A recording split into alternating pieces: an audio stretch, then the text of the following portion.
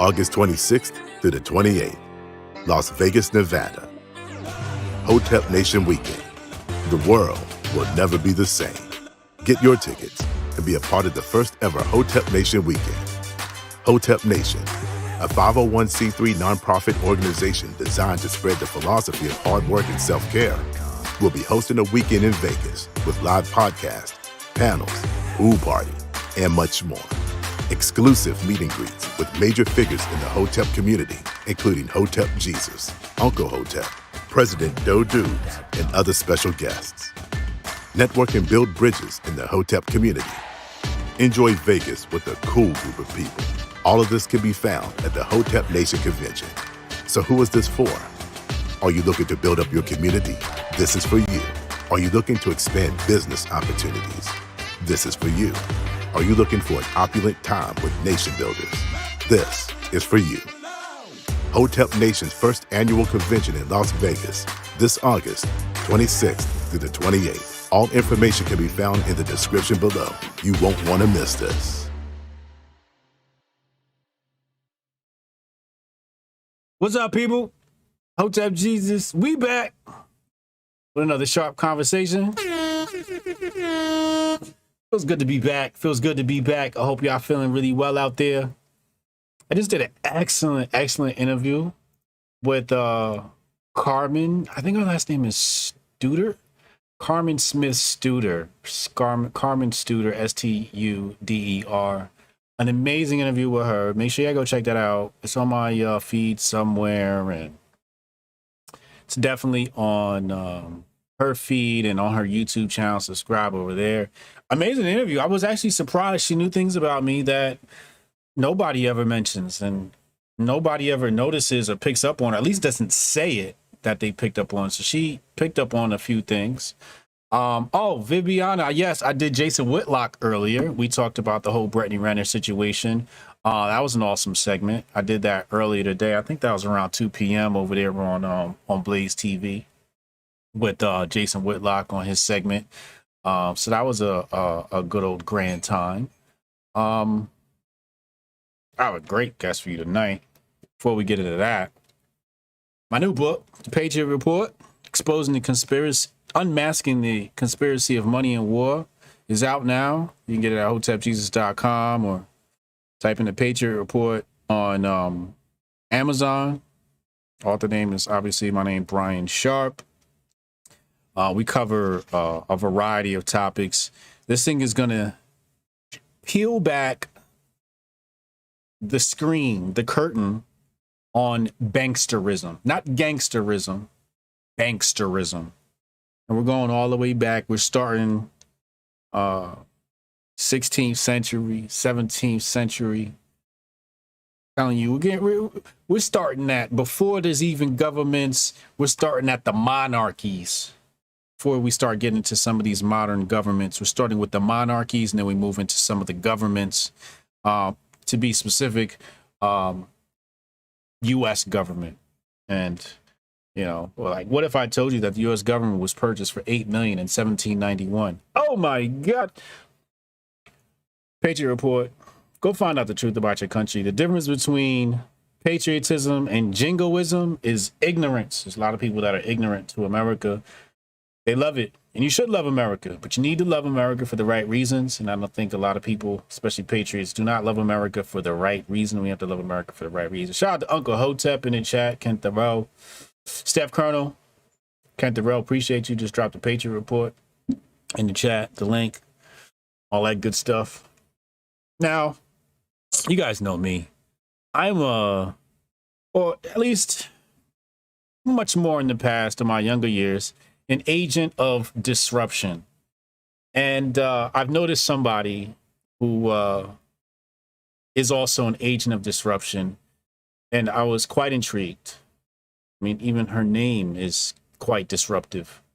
Should challenge your point of views, should make you think. And you know me, I like to talk to, there's a lot of people that reach out, hey, Hotep Jesus, interview me, and I'm like, I don't find you that interesting. No offense, it's just everybody has their particular interest, and you're probably, that person may be better on a different platform where somebody is interested in the subject matter you talk about.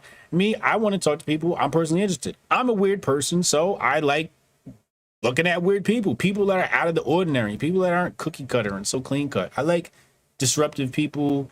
I like interesting people. So today's guest, without further ado, we're going to introduce to you Skye, aka Skye Daddy. Skye, what's up, yo? How you doing? I'm so excited to be here. And that book sounds fire. I'm definitely about to get that. Oh yeah. Shoot me an address. I'll send you a copy. You're an influencer, so you get influencer perks. You get free stuff. Well, thank you. Welcome. Welcome to the upper echelon of society. I like to call it the grifter's paradise. Oh yes, the grifter's paradise. Yes. Finally, I'm getting some grifter perks. Finally. It's about time, right? Welcome. Exactly. Shout out to C1 Up, said love from the UK, best content on YouTube. Thank you. I appreciate that. It's a lot of great content on YouTube. So, I do not take that comment lightly. Skye, I want to start with some basics. If you don't mind me asking, how old are you? I'm 30. You're 30 years old. Okay. I'm 40. Oh, looking good. Oh, thank you. I appreciate it. And you are as well. Thank you. Black don't crack, right? So you're 10 years my junior. I remember what I was like when I was 30, and I wouldn't even say I'm as disruptive as you are, right? I think as you get to my age, you'll be less disruptive, but that is not to say you should change. You should absolutely do, because what you're doing right now is going to make you the greatest individual ever. People like you become very successful. Okay. Thank you. People like you are leaders. They're pioneers. People who think of their own are leaders and pioneers. So I'd like to know, what is the origin of this disruption from you? Like, have you always been a rebel, or because the haircut, the tattoos? Well, I guess I've always been kind of different. I definitely wasn't always this aggressive. Believe it or not, I used to be a very timid, docile person. No way. But, I'm not believing that. I was the sweetest little girl, and, people kept fucking with me, and life kind of got that out of me. But I was always kind of different and weird. And I've always kind of never been a cliquey person. Okay. So I kind of always been on the outside of that. The being disruptive, I ended up growing up in the military. I was from a military family. Okay. And when I got back to the States, because I was in Japan, I got back to the States. I moved to a place called Jacksonville, Duval. Shout out to anyone from Duval. What state is this? Florida. Oh, Florida. Okay. Florida, all right. I went to Jacksonville, Florida. Okay. And it was a very much a shell shock. It went from being in military school, and then I kind of my parents kind of weren't in my life. And so I ended up kind of being on my own in the hood, and that shit kind of fucking. Wait. Military school as a teenager? No, I was in the military school. As an adult.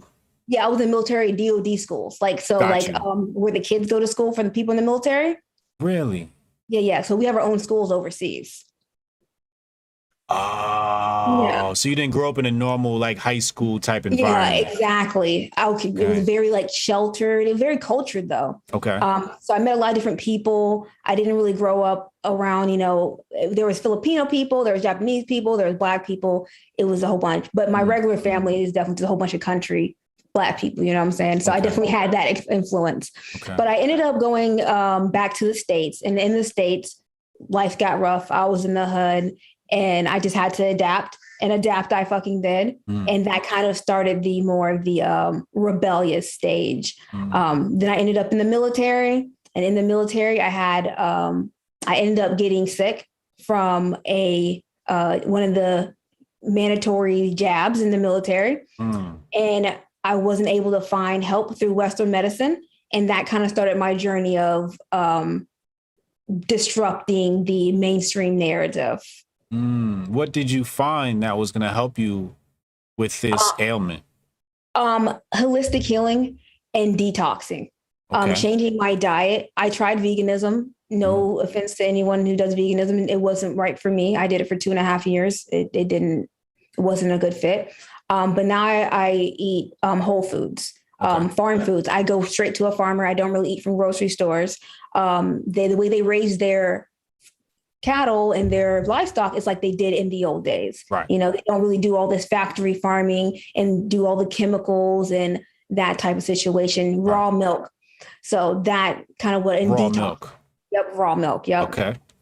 Yep. Okay. And eating organ meats and eating like you did back in the day, eating all the animal and eating clean animals. Yeah. So that really helped my life out a lot, and detox protocols and, you know, not doing drugs and shit. Not doing a whole bunch of cocaine actually helped as well. So doing a little bit of nose candy. Okay. do nose candy. Yeah. Okay.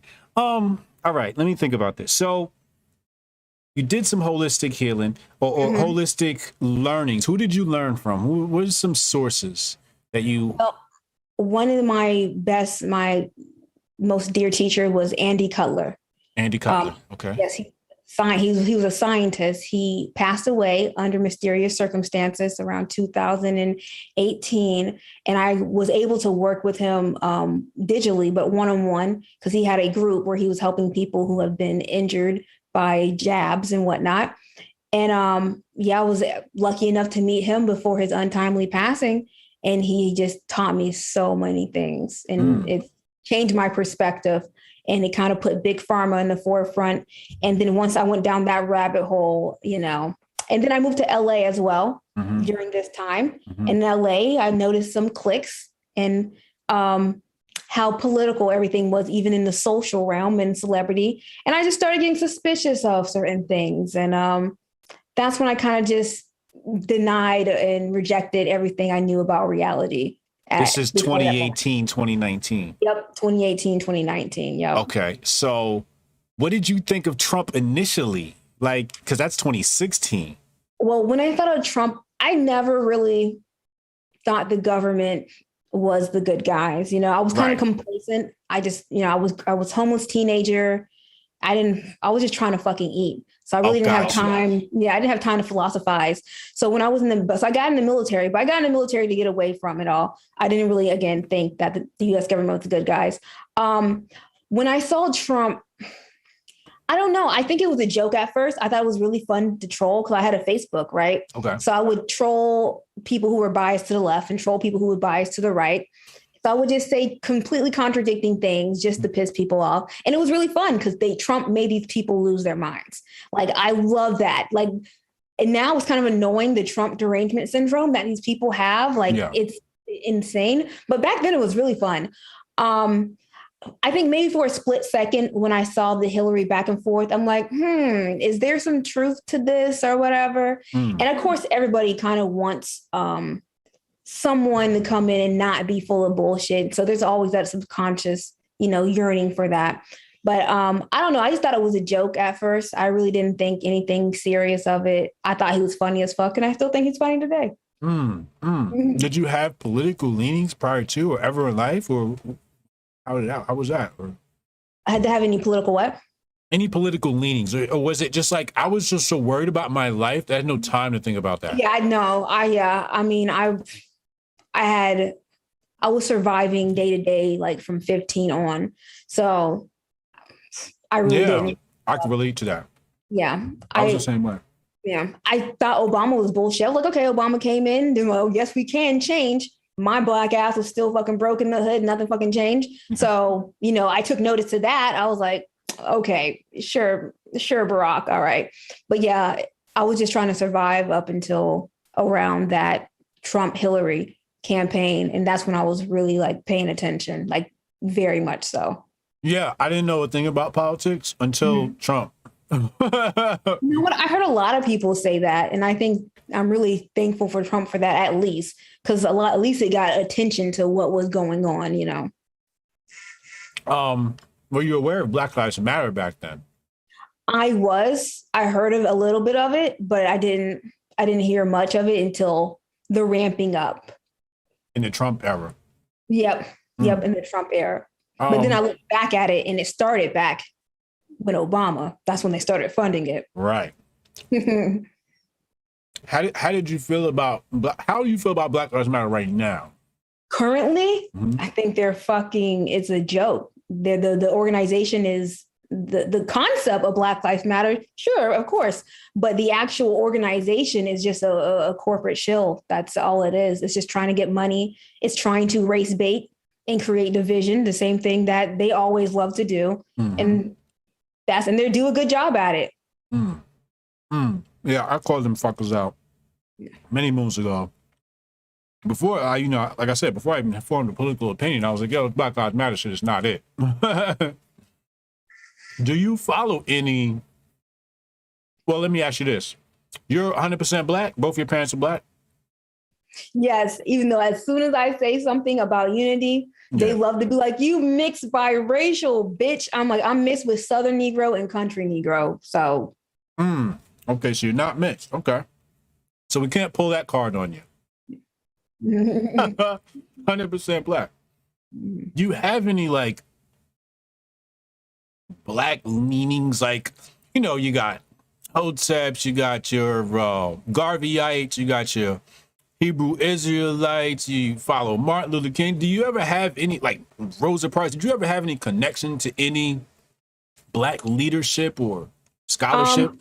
I mean, like I really like Malcolm X just because he was about getting shit done. He wasn't about no culture war. Like he had his cultural beliefs, strong cultural beliefs, but he wasn't gonna let that get in the way of what he was trying to do. So I really fuck with Malcolm X. I like Fred Hampton, again, Rainbow Coalition. But Martin Luther King, I mean, other than what they told me, and not that I have any disrespect for the man, but I think he said himself, he believed that he integrated his people into a burning house. And I'm like, yeah, Martin, I think you did, my nigga. But, all respect to him. Yeah, he fucked up. Yeah. Yeah. We all make mistakes, but he fucked up. Exactly. Yeah. He was looking at Malcolm. Malcolm, we wouldn't have that problem, but hey, that's neither here nor there. Yeah. So before we talk about the left, let's talk about the right. Now, for me, I call them red whites and blue whites. Because the terms liberal and conservative mean nothing these days. Conservative is hardly conservative, and a liberal is hardly liberal. What are your criticisms of the right? What do you see that maybe annoys you, or what are some triggers, that you think you use to trigger them? Because I know you like to troll them as well. Yes, I do. One is obviously the police. I just think that they just won't criticize them for what they do wrong. I mean, like, even if you are going to be like, okay, hey, we need police, la da da da. All right, then criticize them. Don't just be like, oh, everything fucking police do are great. And they're just fucking fighting a culture war. They treat them like a culture war. So they won't admit any fucking faults in our police system, in the justice system, because they're so worried about being a good right winger. And it's fucking annoying. And it's pathetic. It's not like, you shouldn't want these people who work for the ruling class to have so much power over the working class. Like, if you care about the working class, because you're American, right? You're a patriot. Being a patriot to me, and this is why I would never use the word patriot, because being a patriot to me means you love the working class. I love the working class. You know what I'm saying? I don't care if you're Black. I don't care if you're white. I love the working class. So I don't want the working class being oppressed by the ruling class guard dogs. So I don't like that shit. I don't like the fact that they blame the left for the culture war. And don't get me wrong, the left is way a bigger, more of a pusher of the culture war, but they're in it too. Like, they're wrapped up in the symbolism. They're wrapped up in the fucking flag and, the anthem. It's like, who gives a fuck? That's just all U.S. government propaganda to control you. Like, who cares? Like, fuck that flag. Like, if you care about liberty, if you care about the working class and you don't care about racial division, then I shouldn't have to care about your fucking flag. Like, you need to get the fuck over it. I shouldn't need to care about your anthem. Like, I'm committed to the working class, not to government symbolism. I don't understand why that's such a problem. Like, be proud of your people, be proud of your community, but everyone doesn't need to fucking, have a little mascot and all that shit. I don't like that shit. Yeah. So and I guess it would also be that they're not I wouldn't say, I think they're getting better on anti-imperialism and being anti-war. But historically, the right has been, you know, we all know weapons of mass destruction. They let nationalism run them, you know. And to me, nationalism and loving your country doesn't mean like letting fucking rich people bomb foreigners and people overseas. And it doesn't even benefit us. So it's being controlled by nationalism. Again, love your working class people, love the people. That's good. Love liberty, love freedom, you know, love certain values, but you don't have to sit there and love a symbol or the American government and what they do. I pledge allegiance to the flag of the United States of America. That statement alone has always bothered me. I pledge allegiance to the flag, not like to my fellow American. Exactly. Exactly. That's the symbolism you're talking about. Exactly. And so you're saying that the symbolism is used. You're purporting that the symbolism is used by the government to sort of keep people in line and in control. Is that what you're trying to say? Yes. The government and the media makes everything. That's why they have red, white, and blue everything, and fucking because they want this to be. It's a cult, man. It's very fucking culty. And again, I know we all like to gather around things together, but they should be protecting working class rights and not fucking American government symbolism. Because making it like, well, it's unpatriotic. Do you love your red, white, and blue? Well, if so, let's bomb these countries and shit. Let's give money away to other foreign countries and all this fucking bullshit. And they can fucking rationalize everything with this fucking symbolism. Kent the Road 299 Super Chat. He says Skye's take on the flag is very problematic. Good. Uncle Hotep in the chat, Wilder. He says, stand up for that flag, boy. How do you feel about or what do you think about when some of these athletes like the Olympics don't want to stand for the thing? Do you disagree? Do you agree? Are you agnostic? You don't care? What goes through your mind when you see some of this, and then the reaction to it? I guess, well, overall, I'm complacent about it, but I mean, it's weird because again, I do understand having pride in the working class and American people and wanting, you know, what's best for them and wanting to represent them. But I also see why people don't feel that way about their government. So it's weird. But I guess if you would go through the trouble to, you know, go out for the fucking national team and do all that shit. I mean, you're in the Olympics to represent your country, you know, as to be the best athlete for your country. So I don't know. Like, again, I don't care that she did it. If I was an athlete and I was in that position, I don't know what I would really do, but and people's reaction to it, I just believe it is overblown, but I'm also not a fan. I'm really neutral. I don't like either parties. I'm like, bitch, why'd you do this? If you were going to act like this, I'm also like, why are you reacting to this? It's not that big of a deal. Right. So I'm kind of on both thoughts, to be honest. I like how you think. What's your zodiac sign? Your sun sign? My son, it's like it seems. I'm an Aries. Aries, okay. Yeah. Okay. I like that take. Very interesting because you're right. You trained your whole life to go represent that flag. You get right there now, like you don't want to represent the flag. Yeah. I was like, maybe I would protest by not representing the country if that's how you feel. But right. Again, I understand because people feel that, you know, there's not equality under the flag. And like I said, I get both trains of thought, but I don't know. It's weird. You're wearing the uniform. You did all that. You're in a fucking uniform and you're wearing the red, white, and blue. So it's just funny to me. It's ironic, if anything. Uncle Hotep says Blue Lives Matter is dead. Do you see that same thing? I see it dying a little bit. Like I did a poll. I remember doing a poll maybe a couple of years ago. And it said, fuck the police, true or false? and it was 90% false, right? They were against that. I got attacked. I was like, okay, it's just a poll. I'll see y'all next year. The next year, I forget what happened. And it went down a little bit. It was like 70%. I said, uh-oh, they're coming around. Then January 6th hit, and it was like 68% fuck the police. I said, oh, wow. Y'all finally made it. What are your thoughts on the 6th? Do you agree with them taking it to the Capitol? Do you see it as an insurrection?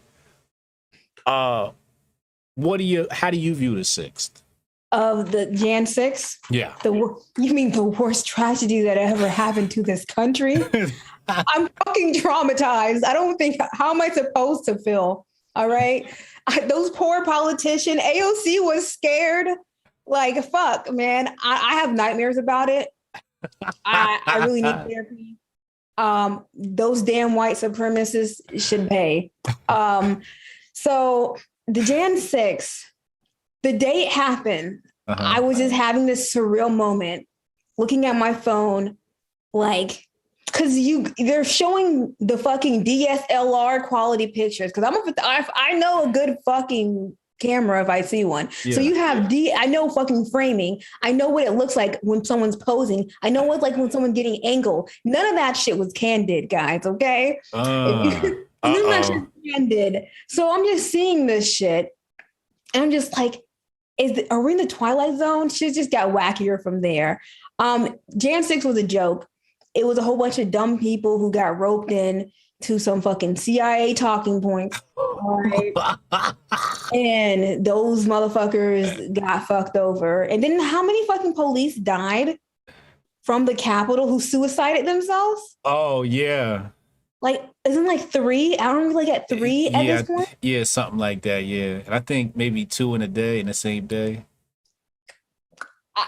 Yeah, I'm gonna just say that whole thing is off, and then the whole over response by the media and politicians and Biden painting it as the worst thing that fucking happened in our country. Yeah, like it's literally insane. But the most insane thing about it. All right, there we go. I was under the impression that America was founded on, if the government acting up, you got to bring it to their front door. Yeah. And it didn't seem like the media was behind that message. They labeled these people as insurrectionists. Why? Why didn't the media take the people's side? Because they play their part. The media is owned by billionaires, so they're going to favor billionaires. If the media is ran by the ruling class, it's going to favor the ruling class. So why would, the media promote rebelling against the government, unless it was time for that. When the government wants you to rebel, you'll know, because it will be in movies. It will be in the media. It will be in the fucking New York Times article saying, is it time for the people to rebel against their government? Opinion. You'll see that shit. I mean, so it's that time for insurrectionists and all this shit to be, it's in the script. That's an interesting point. There will be time for rebellion when the media says it is. Yep. And that's when they're ready for you. It kind of reminds me of when they got behind the Black Lives Matter and, the Antifa situation. They said Antifa was just an idea. Have you seen some of the tapes of Antifa whooping people ass? Yeah, I've seen definitely of people, of whooping ass and them being called Antifa. Yeah. I seen one tape, they called a cop the N-word.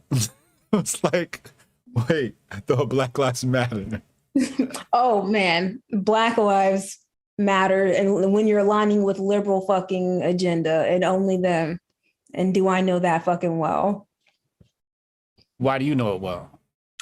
Oh my gosh. Anytime I go against their little liberal fucking narrative, here they fucking come out. Little horrible person, you white wing conspiracy theorist, white supremacist, fucking transphobic chauvinist, all that shit. How many followers do you have right now? Let me see. Let me see what tier. I know you up there.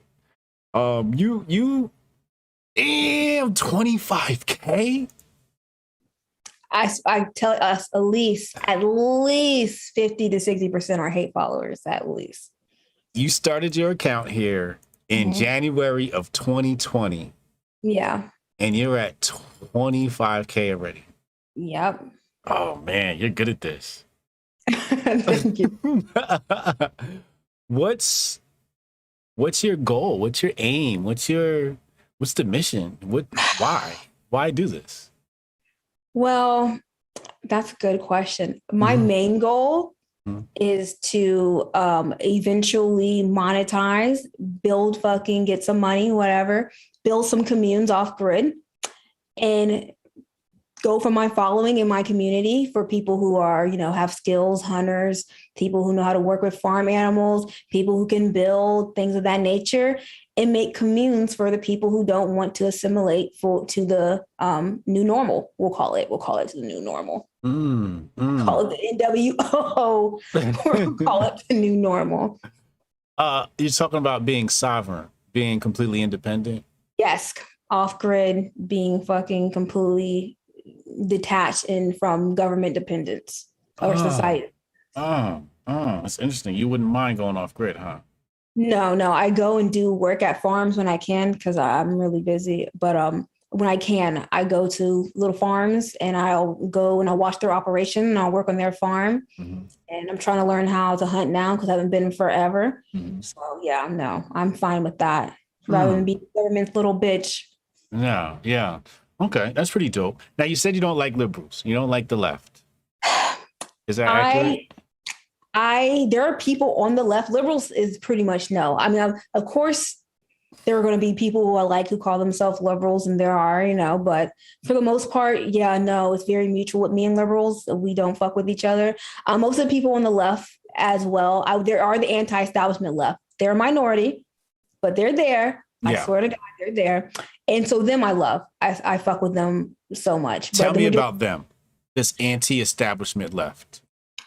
Pretty much the rest of the left hates them and calls them right-wing conspiracy theorists because apparently not going with, medical tyranny and the technocratic state makes you a right-winger. And independent thinking apparently is right-wing talking point. Yeah.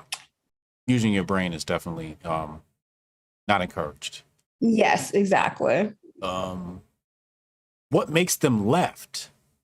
I think if you had to tell me what makes them left, is probably their economics takes. Okay. They're communists and socialists. I wouldn't say they're all communists, even though there are some cool communists that I fuck with, but most of them fucking hate me. The communists really fucking hate me. Yeah, really? Okay. But they're definitely critical of capitalism. So I would say most of them are socialist in economic theory, at least. Yeah. I'm a communist. I like communism when I run it. Okay. I'm like, when I run it, we have to add that nuance. When I'm in charge, communism's a great thing. When I'm not in charge, communism's trash. Yeah. I think communism works best on a small scale. That's why I think anarcho-com was okay. I think it's fine because it allows for other economic theories around it and for people who want to be communists to have their own little situations. And I'm so good with that. I really, really like that. But communists, just a whole centralized society with these idiots, fuck no. Right. Fuck no.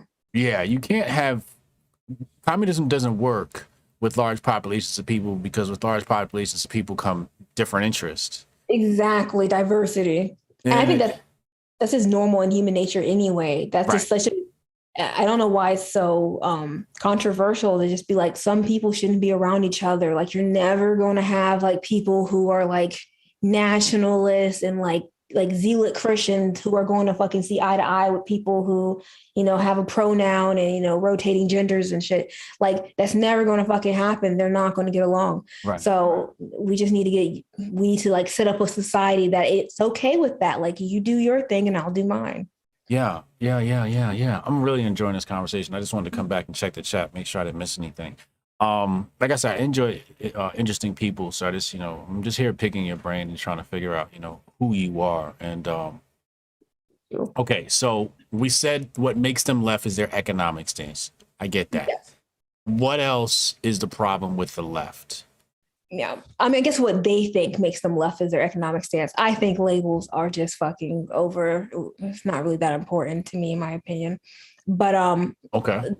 The problem with the left, one big thing, and I know this is going to be when people start getting upset. The shit that, how do I say this?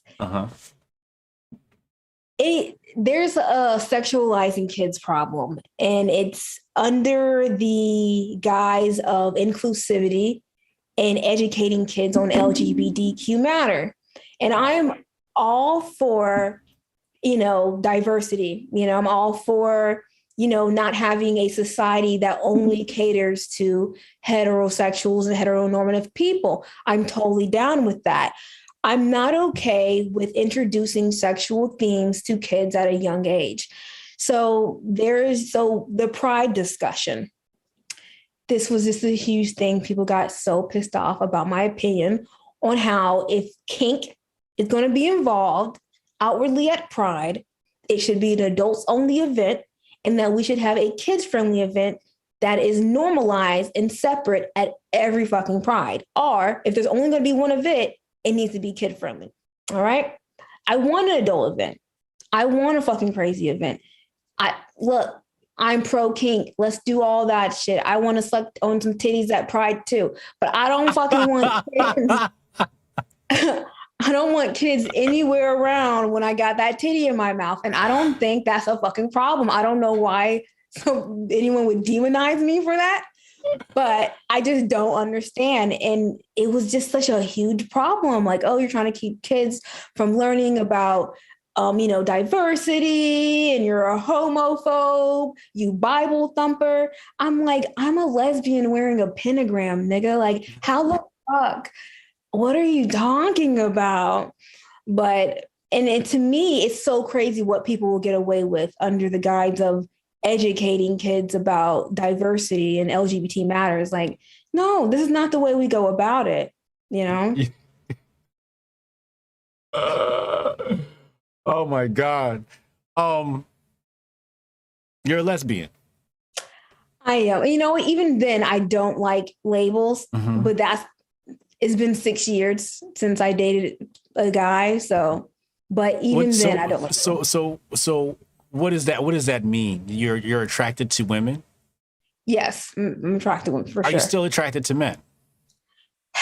That is such a complicated thing. Okay. So for me, I would say I can find men attractive for sure. Okay. This is kind of new though, where I'm like, you know what? All these dudes aren't fucking cucks. All these aren't fucking stupid ass losers who are praising politicians or fucking waiting for the government to save them. So it does happen. It's usually short lived. And I don't see where it could be held for that long. But I would say I have the ability to be attracted to men. Okay. But again, this is new for me. So. Okay. So why women? How does that happen where you're just like, is it you're so turned off from men that you're like, I got to try women now? No. I would say that my experience with men made me probably less likely to be bisexual or to express that part of myself, but I was always going to like women. That's just, I don't fucking know. I'm a hostage here. Like guys, sometimes I was like, man, why you gotta be gay? I'm like, nigga, I don't know. Talk to God, tell him to take this homosexuality demon away from me. I don't like it either. These bitches are crazy. Why would anyone choose this? Like, why? I'm just being honest. This is definitely the hardest route. I didn't make it easier on myself. I'm a very logical person. If I could just choose, I would definitely choose to be fucking straight and just date guys. But I love me some damn women. I love those crazy bitches. I do.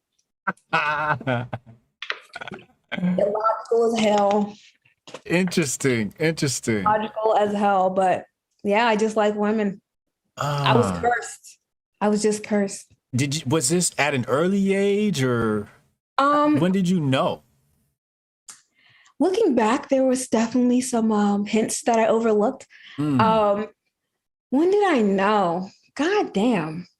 I don't know. Because my first time with the girl was very just like, I got drunk and I end up eating pussy. And I was like, oh, this is great. I'm definitely gay. So it wasn't like. Who ran game on who? Was she run game on you, or you run game on her, or was it just symbiotic? Honestly, I would say anywhere from like 17 to about 26 is a whole blur because of alcohol and drugs. So I couldn't tell you how that happened. I have like little memories of just savagery. Yeah. But other than that, like I couldn't even fucking tell you. But I knew like I definitely gave like men a chance. Like I dated different types of men. Like, tell me about the types of men you dated. So the last few guys I dated were cops. So there was that. Cops? Yeah. Okay, what's that like?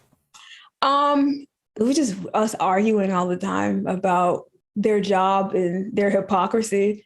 The last one was a black cop. I'm just like, how the fuck are you doing it though? But the other ones before that were white cops. And they weren't bad. Like I would honestly say, out of everyone I dated, the last couple guys were way better than the women I dated. Like I said, I'm a hostage here. Way better than the women I dated.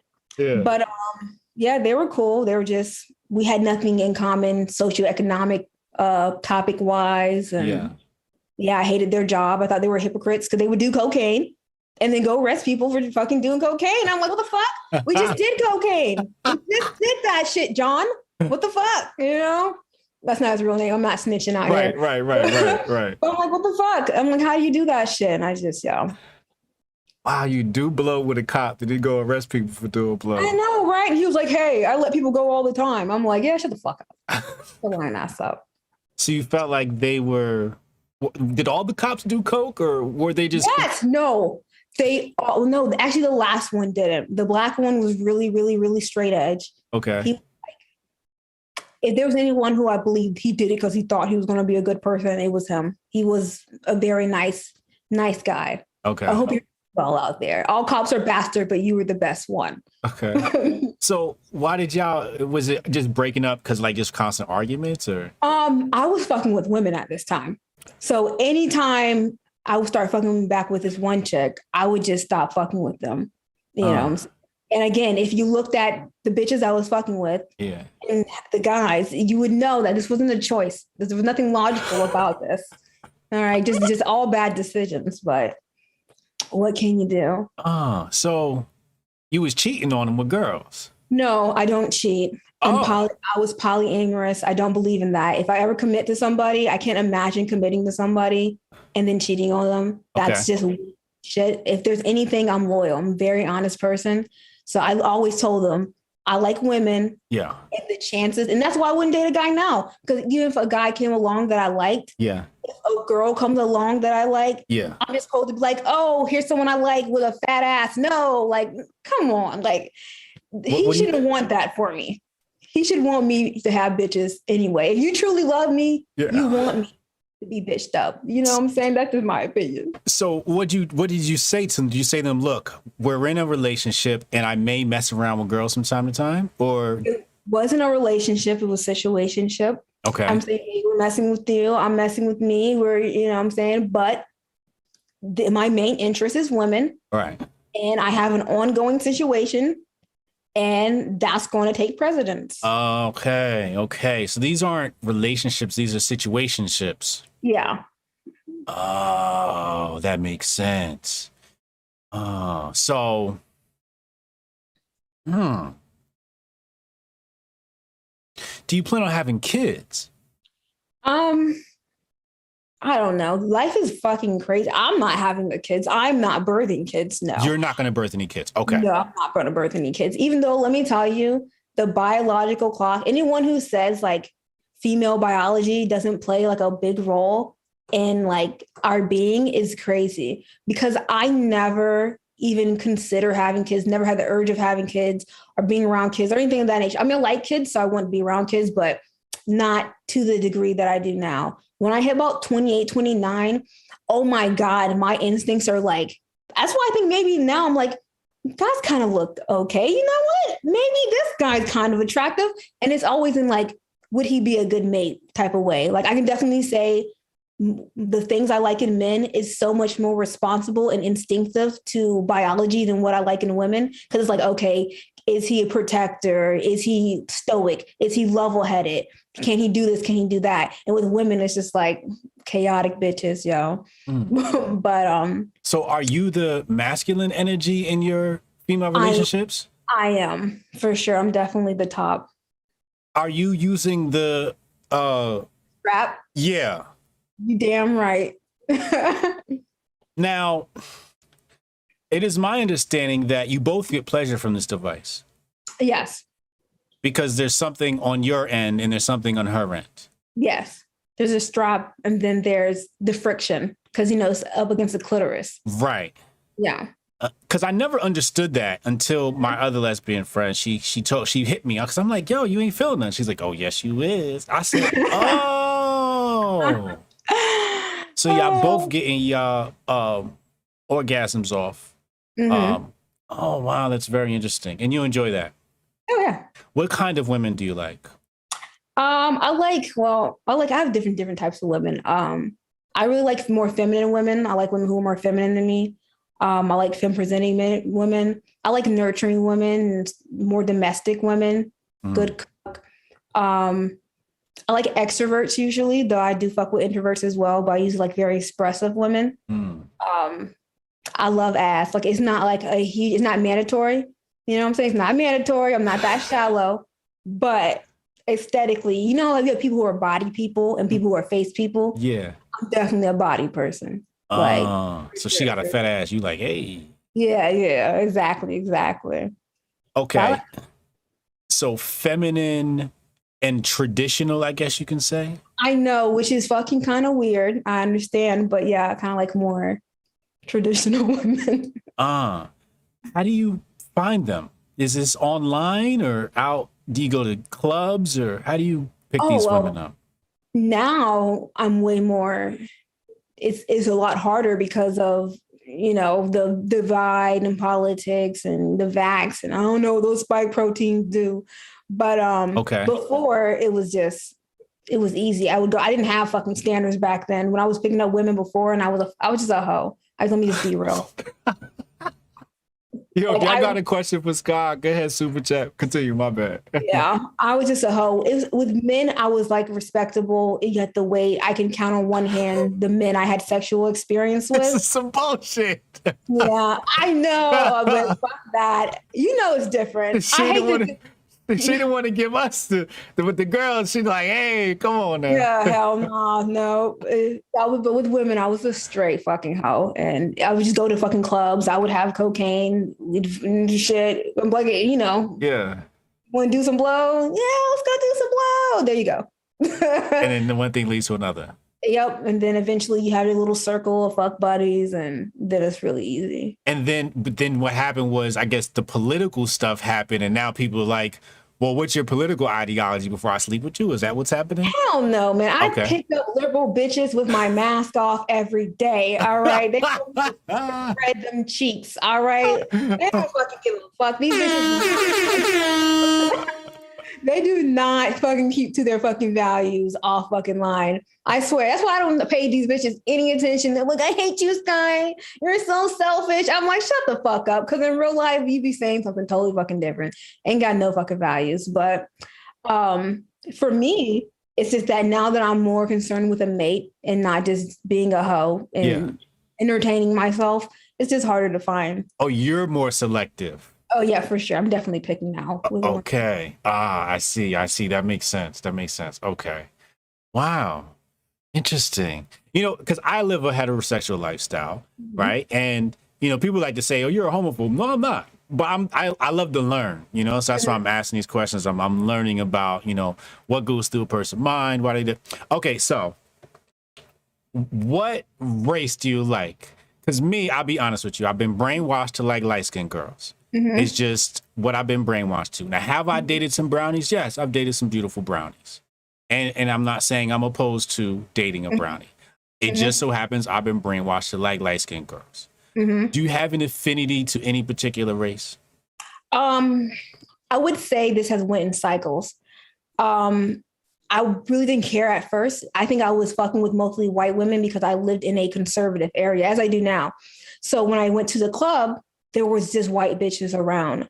Growing up, I mean, that's just what it was. Right. Just, you date what you got around. Yeah. Exactly. Growing up, I was attracted to a lot of darker skinned women and darker skinned men as well. But I felt very much rejected by the darker skinned women at that time because I liked anime and I was very different. I don't have a fucking problem now. Now it's more political because I have dated very militant women, but we just go about ways and different things. But I kind of went with every type of fucking women. And as well, men. I've dated dark skinned men. I haven't dated light skinned men. That's the only thing again, no offense. And I honestly don't date light skinned women that much. I like color contrast, but I would, because there's some fine ass light skinned women who follow me. Hey, I love y'all. But in my past, I dated mostly color contrast. So either I dated outer race or I dated people who were darker than me. So what's the difference between the two, dating wise and in bed? How is a white woman different than maybe a melanated person inside and outside the bedroom? We get right to it. With the dark skinned women I dated, black women I dated, they were more power bottoms. They were more enthusiastic. The white women, they were freaky, but they were really submissive.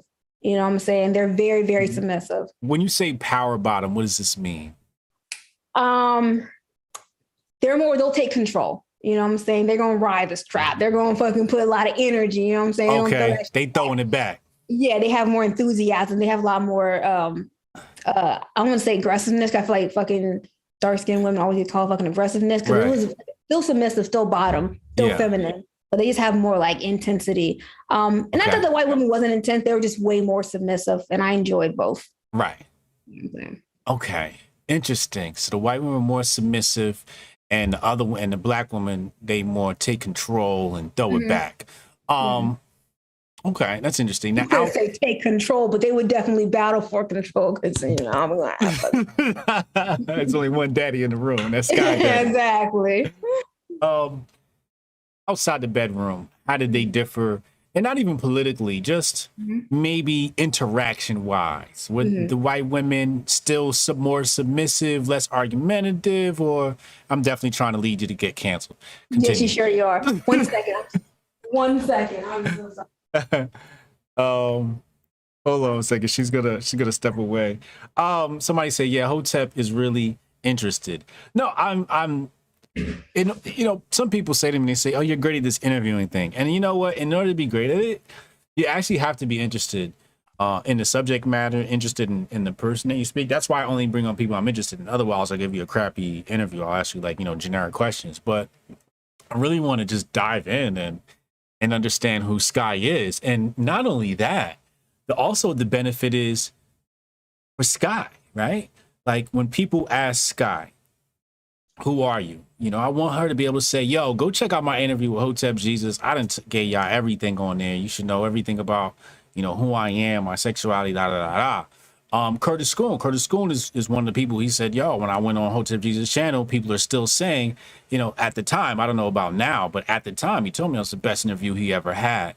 You know, so I pride myself in really pulling out the best in people, really pulling out something that would not be otherwise pulled out. And also because when I'm interviewed, I you know, when I'm interviewed, I like people to really like dive into who I am. And so many times I'm just disappointed. I'm like, yo, you didn't really get into who I am.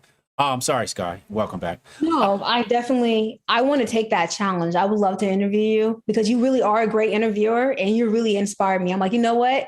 I'm going to like take this to a different level because I want to be able to like pick things and dive in like this as well. Like it's true. Like you are a great interviewer. Oh, thank you. Yeah. Anytime you want me, I will definitely be there. Okay. So back to how they differ outside. Yeah. I would say that I had some really bad experience with white women. Let me be honest. Okay. I actually stopped dating white women for years because of like 2015, 2016. I was like, all right, I'm not dating white bitches anymore. Really? Horrible experiences. Okay. But they were good at first. I would say I dated a lot of women that I had a lot of difference. I shouldn't have been dating pretty much or having situationships or whatever. Why? We were very different. Okay. The black women I was dating dark-skinned women. I was thinking something I did experience was the fact of how people treated us. They was always they would always talk to me. I guess I would come off more personable to them because I'm light-skinned. And I was always a more aggressive one. Back then, I was really rude. Like I know I'm a bitch online, but anyone who meets me in real life, I get along with everybody, every color, liberals, conservative. Like I'm very nice and pleasant in person. But back then I was not at all. I was out the military. I was not ready for civilian life. Everyone was super sensitive. Everyone's kind of a dick in the military and we kind of dropped the pleasantries. And then before then I was in the fucking hood. So I really had no fucking manners. I'm just being honest. But everyone would talk to me as if I was a more pleasant one. So I did notice that. And there was kind of like animosity because of our difference in how we saw Black liberation. Because I dated a lot of militant Black women. Because I didn't like liberals. So I didn't want to date Black liberals because, we can't even talk about politics. So I'm going to get disrespectful real quick.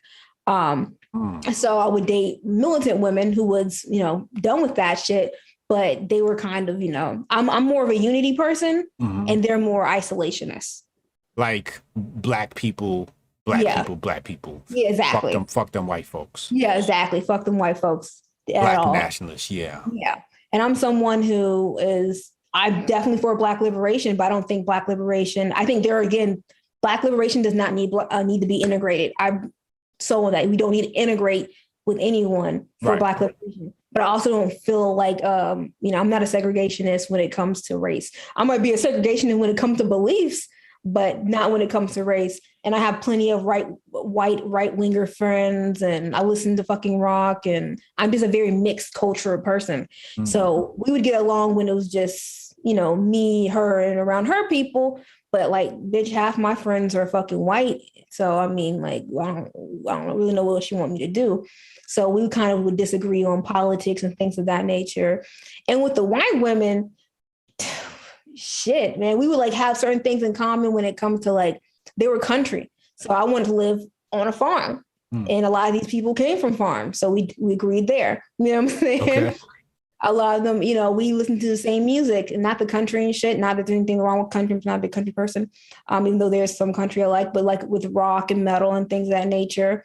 So we'd have some things in common when it comes to like music and whatnot, but there was definitely a misunderstanding when it came to like race relations. And I'm not that type of person. I'm a very open person when it comes to, where did the friction begin? One would be the police.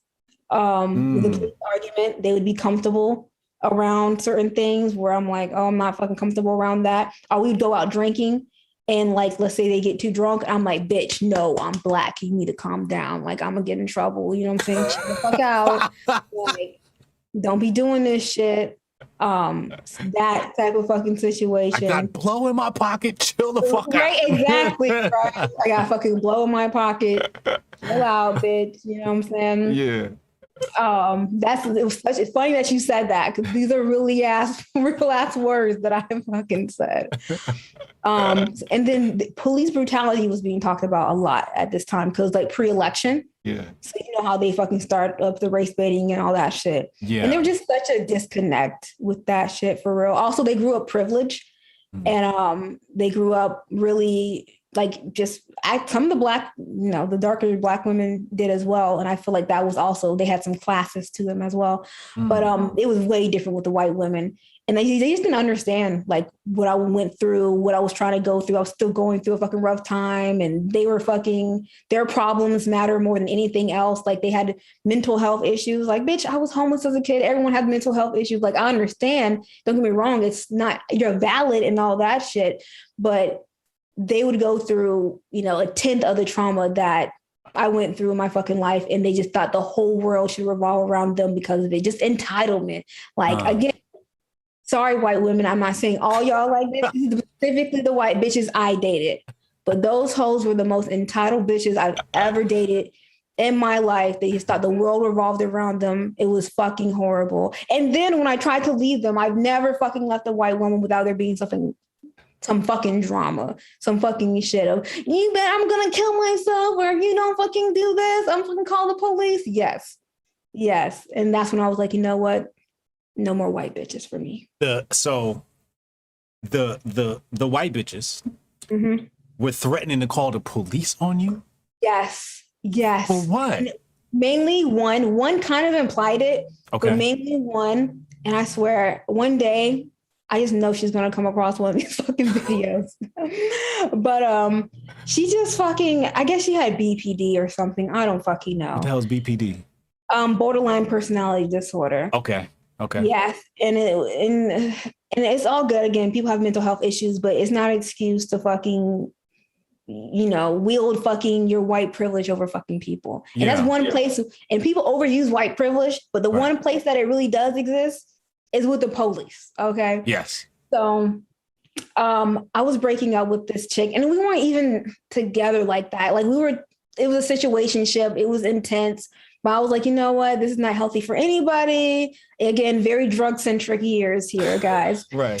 But and I was just like, I can't fuck with you anymore. And I'm going to fold your clothes up and I'm going to leave it at my door or I'll have my homeboy bring it to your work. Yeah. She's like, let me in your apartment. I'm like, no, I'm going to bring you your clothes and whatever. So she's arguing. I'm like, look, I'm not going to do anything to your clothes. It's not a big deal. Wait, she wanted to do what when you said you would fold up her clothes? She said, no, I'm coming to your apartment. Oh, she said she's going to come to your apartment. Yeah. Okay. And I'm like, no, you're not coming to my apartment. I'm just going to give you your clothes and then you're going to leave. Yeah. She's like, no, I'll get my stuff. Don't touch my stuff. I'm like, your stuff is going to be at my door. Bye. And she's like, if you touch my stuff or whatever, or don't let me in your apartment when I get there, I'm going to call the police on you. And I'm like, okay. And tell them what? And this bitch said some of the most gangster white supremacist shit. She was just like, I don't know yet, but how do you think this is going to go down? And I'm like, whoa. Ooh. So I'm like to my homeboy, get the pistol, get the coat. Allegedly, I didn't have any of these things. Get the pistol, get the coat, get this shit out the house, shit. Take that shit, just in case this bitch actually goes through with it. Crazy as fuck. Never forget. And that was it for me, man. That was it. Because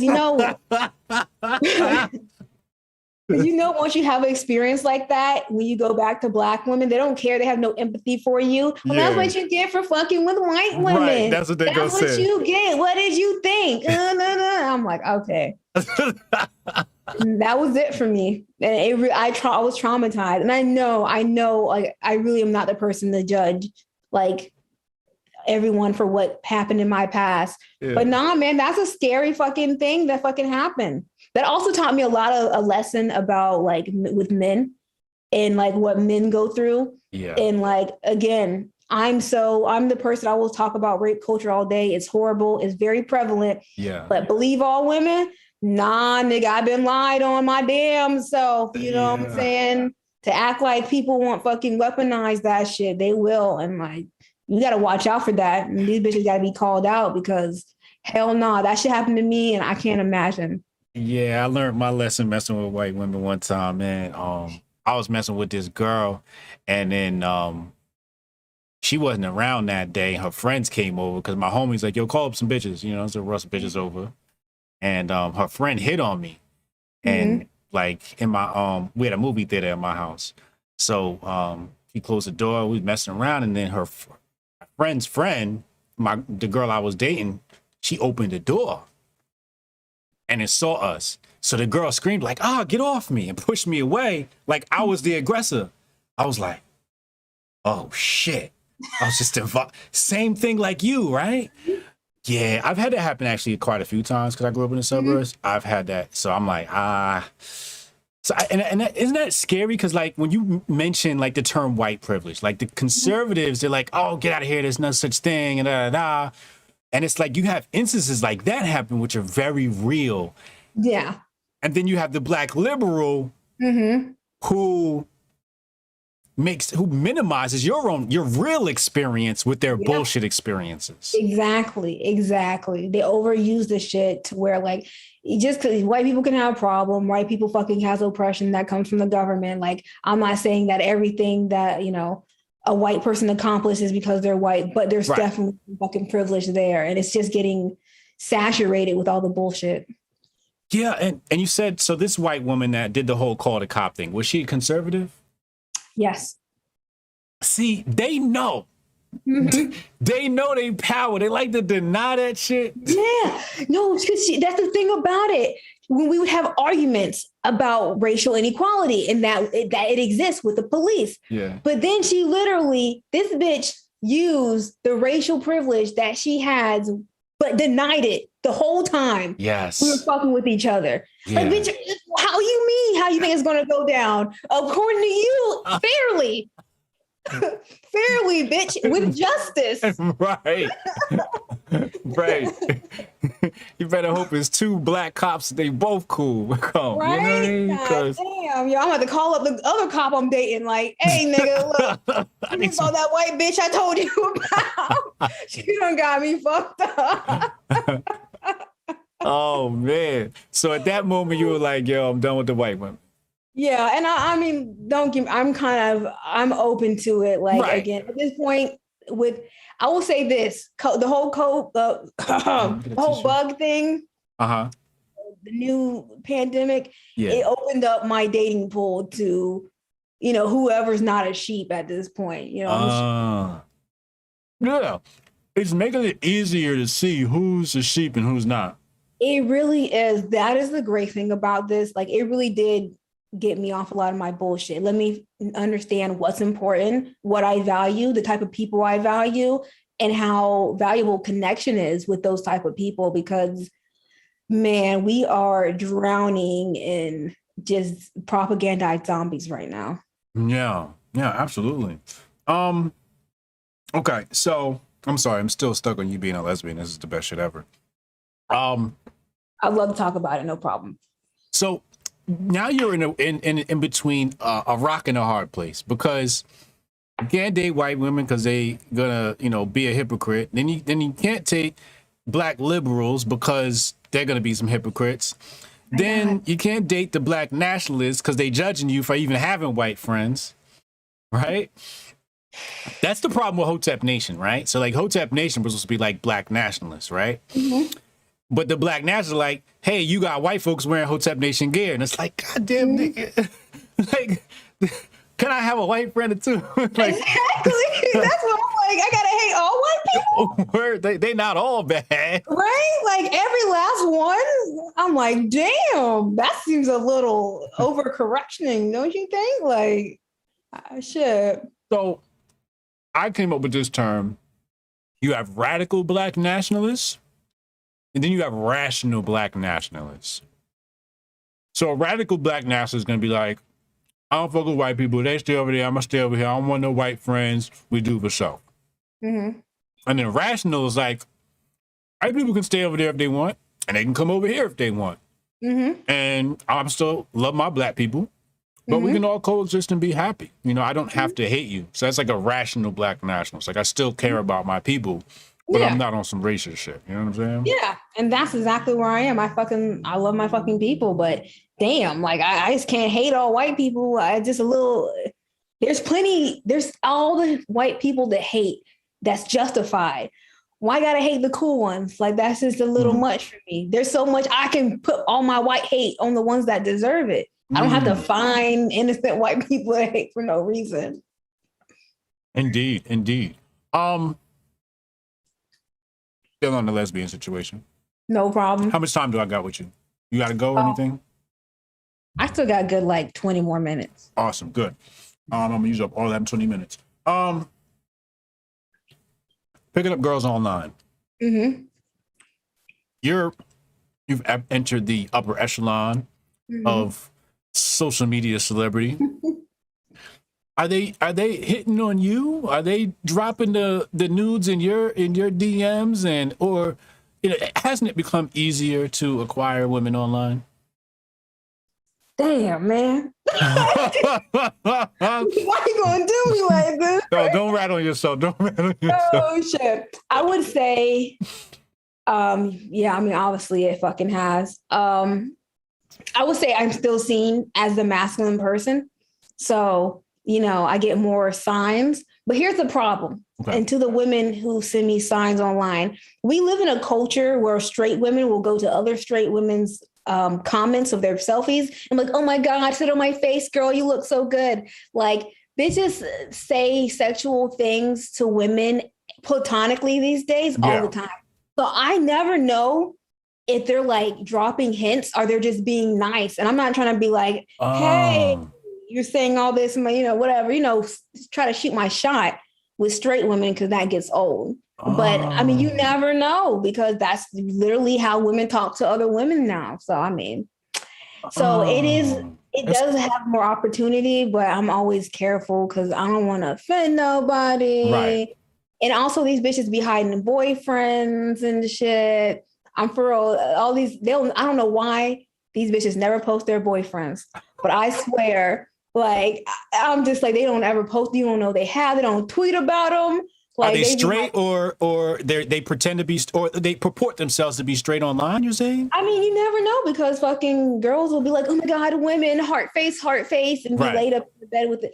Bitches fucking gay flag these days. I have no idea who's actually gay anymore. I have no idea. But also straight women, I mean, almost every girl I ever slept with said they were straight. So I don't really also pay attention to that, to it too much. But I also want someone who's enthusiastic about women now that I'm like dating more than just hooking up. So there's still obstacles, but I'm not going to lie and say it's not easier. That's interesting. So because women are so open to flirting with each other platonically, like, and I see it, like, oh girl, yeah, I hit that. Yeah, I see it. And it's funny, like, especially in the Black community, I see it a lot. The way girls compliment each other is they hate on each other as if they were lesbian, right? Exactly. And I see how that could become confusing for somebody that's like, wait, hold up. Yeah, I'm trying to fuck for real. You know what I'm saying? Like, I'm really trying to see what's up with that pussy. So are you trying to like, are this platonic? Yeah. Or like, I don't know. Yeah, so I have no fucking idea. But it's kind of a funny situation. But that would be really frustrating for me. It is. It fucking is. And shit, you know how these bitches do too. I'm not trying to slide in some bitch's DM and then she get mad over some shit and hashtag Skye Daddy. You weren't saying this when you were sliding in my DMs. I'm like, damn. Damn. You got me. I knew you was a wrong bitch. I knew it. So what happens with the boyfriends? Like, how do you find out about the boyfriends, or the boyfriends find out about you? Oh man, back in the day, I was oh man. I definitely used to fuck with way more girls who had boyfriends than didn't. I don't know, man. I have trust issues because so many women that I fuck with did not. I was a side nigga. So, which I think this is the best case scenario, guys. Like, if for real, like, is it that bad? If I have sex with your girlfriend, are you that mad? Don't be a hater. I feel like if we're friends, or you like my content, you should offer up your girlfriends to me personally. Just saying. All right. It's not being cucked when it's another hot girl. Wait, you were doing a strap on to other guys' girls? Yeah. Oh my God. Yeah. I'd be Better me than another furious. dude. I'd be furious. What, for real? Well, But definitely better you than another dude. Yes. exactly. Yes. It's like think about some big ass 6'4" dude donkey fucking your girl. Like that's hurtful. I would be hurt by that. I understand you being hurt by that, but I mean, just another girl. Y'all got to stop being selfish. Oh my God. We're going around home. I'm done picking your brain about sexuality. I had a lot of fun. That was a lot of fun. No, it's fun. What? I want to talk about anime, and then we're going to talk about God before we get here. Awesome. Just so the people stick around, we're going to talk about God last, and your religious beliefs and all of that. Anime. What do you like? Oh man, I used to watch so many different esoteric animes.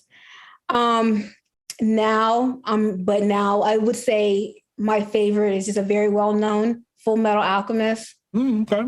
Amazing. Yeah. Brotherhood as well. I don't know which one I like more, FMA or FMA Brotherhood. You know, a good one. I think that's kind of more newer. I don't know when it came out. Fucking, what is it called? I know someone in the chat knows. When these little kids, they're in prison. Netherland. I forgot what it's called. Kids in prison. God. Oh wow, really? Yeah, little kids in prison. They're actually little. I don't want to give away the fucking plot and all that. A Dream to Neverland or something like that, or something to Neverland. I'm sorry, guys. The fucking shit. Yeah. What about My Hero Academia? I watched the first season. That's probably like too kiddie for you. You want to see like heads coming off and. My Hero Academia was really good first season. I watched a lot of fucking, childish ass animes and shit. Like Naruto was still a fucking amazing anime to me. Okay. Not the best, but I still fuck with Naruto. Was never a Dragon Ball Z big person. Everyone loves Dragon Ball Z. And I know every anime fucking drags shit out and fucking has filler episodes, but damn, man, that man was on that fucking bridge forever. Goku, man, I can't believe I was trying to fucking rewatch that shit. Also, another one I try to rewatch. How does anyone watch all of One Piece? How do y'all have the time? My kids love One Piece. That shit has so much. How does anyone have time to watch all that shit? Was it a lot of filler episodes or? Hell yeah, there's a lot of fucking episodes and filler episodes. Oh my God. Even if you fucking try to go to the websites and take off the filler episodes, it's a lot of fucking filler episodes. Of course, Attack on Titans was great. No one ruined it. There's so many spoilers the last seasons. Fuck that shit up for me already because I never watched the last season. Neon Evangelion. Hunter x Hunter? Hunter x Hunter? I watched the first season. Not into it. Never came back to it. Everyone keeps saying it's really good. I'm like, well, maybe I didn't go far enough into it or whatever. It's not bad. I couldn't. Yeah, it was pretty good. Oh my God, The Gift of the Mad Guy. Okay, I've heard people talk about that one. 7 Deadly Sins. Even though there's some problematic shit in that. There's some problematic shit in a lot of anime. Yeah. Shit. Oh my God. Have you seen High School of the Dead? No, I heard about that one now. I rewatched High School of the Dead. I used to love that anime, and now I went back to it, and it was just so unnecessarily fucking sexual. It was hilarious. So I'm like, damn. Did I not notice this when I first watched it? Food Wars is so weird, but I love that stupid ass anime. Food Wars is hilarious to me. Okay. Food Wars? Yeah, so I never heard of that one. It's very fucking weird. It's about cooking, and I'm a huge foodie, but these people overreact to the taste, the food, the taste of the food, like they're busting a nut. It's so fucking extra, but it's hilarious. But I really actually love food, so any cooking anime, I'll fucking sit through, to be honest. I love Dragon Ball Z. How did y'all sit through that man on the fucking on the fucking bridge forever, and then he falls off? Which one are you talking about? It's fucking. What do you mean which one? It was like a whole damn season where Goku's on the Rainbow Bridge or whatever the fuck it's called. Yeah. It was on that planet. Yeah, I think that's when he died. I was fucking trying to rewatch it a while ago. It was a few years, and I got to that part, and I was like, I'm done. Yeah, I actually enjoy Dragon Ball Z. Did you see Super Dragon Ball Super? Nah, you probably. No, A Promise Neverland. That's what it's called with the kids. A A Promise Promise Neverland. Neverland. That shit is good, especially if you like dark animes. That shit is good. Chat said Erased, Assassination Classroom, HSOTD, Berserk. Yeah. Yeah. I liked One Punch Man. I never went back to it. I have a bad habit of starting animes because everyone said they were good, and even if I like them, I forgot. I'll never go back to them. That just came $5 super chat. He said, "Good Lord, this is entertaining as fuck." Hotep and Bill, she rapping. Steph Colonel, don't be mad at us. We got the enemy identified.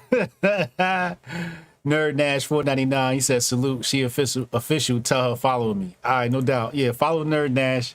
He's a special person. Long time vet of the Twitter influencer space. Nerd Nash. I'm sure you'll see him following you shortly. Awesome. Big Elvis, the Chef Rosenberg, $10 super chat said the F boom S from this young woman has me feeling old and aggy. Let's talk about your religious beliefs before I let you go. We got about 7 minutes of your time left here. You call yourself Skye Daddy. When I first saw that, I was like, oh, is she claiming that she's God? Is that what's happening there, or am I interpreting that wrong? I guess we can all say that we're all God. My God is all of us. But the name was just, I thought it was funny. I was like, Skye. And I'm like, hey, Skye Dad, Skye Daddy. And I just fucking thought it was hilarious. It was very comedic. Does it lean into your masculine side? It does. It definitely does. Yeah. Because that's what they call you. That's what the ladies call you in the bedroom, Daddy. Some have. Okay. So, do you believe in a God, or how? If you were to teach your spiritual philosophy to, let's say, a 10-year-old, my son, they're 11. How would you teach it to them? How would you explain it to them? How does all this shit work? You know what? I'm so into spirituality, but the reason that I don't really go into it is because I'm not good at simplifying my spiritual beliefs. To a 10-year-old, I would say that. Take your time. Take your time. I really want to understand, because people that are like you and take these. Because some people say, they'll just spit something out to you. They're Protestant Christian. They're just going to repeat their talking points. I think it's interesting when people don't have them rehearsed, because you're actually thinking about them more than somebody who's caught in one of the traditional religions. And that's why I really want you to take your time and explain to us how you view all of this stuff. What's your spiritual philosophy? And I'm sure it's still evolving. Yeah, of course. I would hope that anyone who is spiritual or even atheist is always evolving in their philosophies, if you're atheist or, spiritual, whatever. But I would say that we're all an expression of God, that we're all a different energy of God, all a frequency of God. The pentagram, explain that to me. Why do you wear the pentagram? Some people say, oh my God, witchcraft. Pentagram is just spirit over matter. It's 5 points of creation. Okay. So but what? I would say some people would, use it for most thing the people are afraid of is the upside down pentagram. That's for the Satanists that I think people, Oh, is that what it is? Okay, so you flip it upside down. No, it's not upside down. It's upside right. So if you flip it upside down, that's supposed to be the Satanist type symbol. Yeah, matter over spirit. Do you think that the people that created the Pentagon understand what you understand about that geometrical figure? I think they understand way more than I do. Way more. I think they'd laugh at the little bit that I understood. That's very interesting. So it's still evolving. You are still, because you said you're spiritual, right? So Yeah. do you study this stuff? Do you practice it? Are you running around with tarot cards in your pocket, candles? Are you doing any witchcraft? Are you playing with bird bones? What's happening? I'm definitely, studying different theologies, where it's Kabbalah or whatever. I would definitely have spiritual practices, Okay. You're doing some things. Okay. spiritual practices. They could be meditation, they could be yoga, Okay. but I definitely think we all should have some spiritual practice and things that we do and, little rituals that we do every now and then, just to bring us closer with our alignment with whatever energy that we feel is, for us. Do you do any manifestation rituals? We all do manifestation rituals. Hmm. We may not be aware of it, but everyone does manifestation rituals. Are you alluding to something like the law of attraction? Yeah, I would say that. The law of attraction for sure. What have you read in that space, Um, or consumed, or listened to, or watched?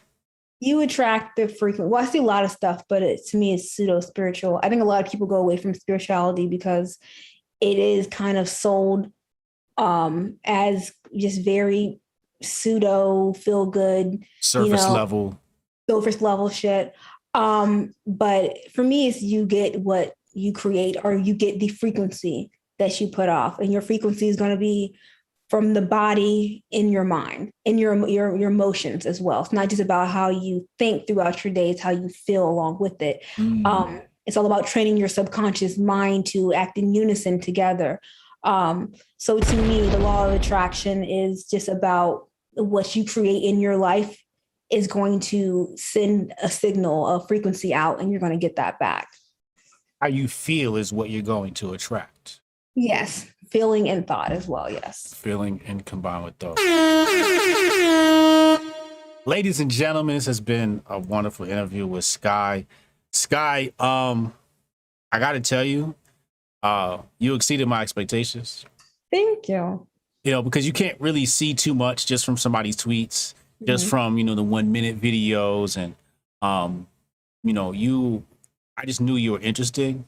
I didn't know enough about you, but I'm like, she's not normal. She's weird like me. And I knew we'd have a great conversation, but it's just like, wow, okay. Like, this was great. Yeah. I'm glad you had fun. I had a great fucking time. Awesome. I love it. I think the audience had a great time. Thank you. Tell the people where they can find you. Twitter at Skye Daddy, SKYE_Daddy, DADDY. IG is Skye Zaddy, SKYYEZADDY. And my alternative Twitter for my podcast is also at Skye Zaddy. Oh, you got a podcast? Oh, yeah. And I also have a podcast. I just remembered as well when I said that. What's the podcast? It's called Cuck the World, and it's on YouTube. It doesn't show up because, some of the shit I talk about. Right. So you'll have to go to my link tree on Skye Daddy or Skye Zaddy. Okay. No, you got a podcast. Dope. Awesome. So yeah, that's on YouTube? Yes. Right. So send that DM to me so I can include that link in the description box. I already have your Twitter there. So awesome. I'll add your what's the name there so you can get your Grift tokens for that as well. I think you have a wonderful and bright future, a very successful future. Keep doing what you're doing. You got my support. Thank you for coming through. Awesome. Thank you so much. Bless. We're going to run the commercial. I'll see y'all at Hotep Nation Weekend. August 26th through the 28th, Las Vegas, Nevada. Hotep Nation Weekend. The world will never be the same. Get your tickets and be a part of the first ever Hotep Nation Weekend. Hotep Nation, a 501c3 nonprofit organization designed to spread the philosophy of hard work and self-care, will be hosting a weekend in Vegas with live podcasts, panels, pool party, and much more. Exclusive meet and greets with major figures in the Hotep community, including Hotep Jesus, Uncle Hotep, President Doe Dubes, and other special guests. Network and build bridges in the Hotep community. Enjoy Vegas with a cool group of people. All of this can be found at the Hotep Nation Convention. So who is this for? Are you looking to build up your community? This is for you. Are you looking to expand business opportunities? This is for you. Are you looking for an opulent time with nation builders? This is for you. Hotep Nation's first annual convention in Las Vegas, this August 26th through the 28th. All information can be found in the description below. You won't want to miss this.